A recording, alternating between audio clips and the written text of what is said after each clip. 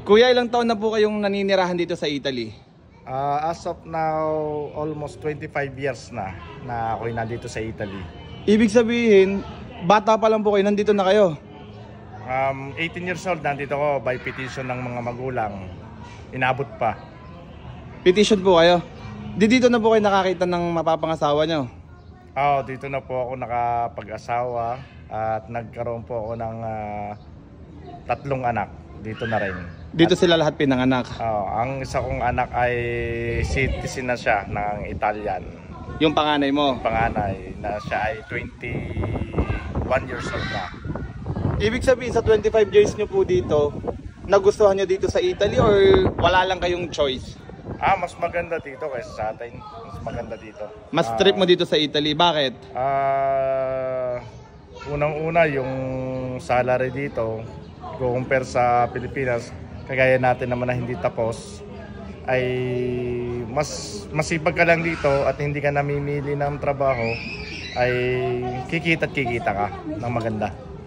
Kaya kumbaga yung mga pangangailangan mo ay magagawan mo ng paraan. Opo, kumbaga po, una sa lahat, napoprovide po na yung ni Lord at hinihingi natin kay Lord na kaibigyan ng magandang trabaho, kalakasan ng katawan. At yun po, sa tulong po ng Panginoon ay tayo po ay nakakaraos. Pero may balak pa po kayong manirahan sa Pilipinas or dito na kayo? As well, parang sa Pilipinas ay magbabakasyon na lang dahil nandito yung aking mga pamilya.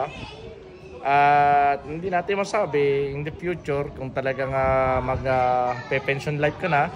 So matagal pa, ay mga 20 years pa. Ay siguro dito muna tayo sa Italy habang kaya pa. Pero marunong po sila mag-Tagalog?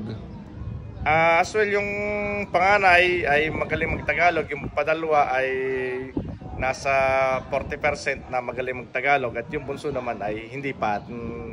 Bata pa. Ilan taon na ba ang bunso mo, kuya? Magpo 4 years na ngayon. Batang-bata pa talaga. Ngayon, kung papipiliin ko kayo, Pilipinas or Italy? Sa Italy ako. Italy. Sa Pilipinas po, maganda rin talaga. Pero masyadong magulo yung sistema ng ating bansa ngayon. Puro political problems at issues. Hindi po ako masaya para sa ganong bagay.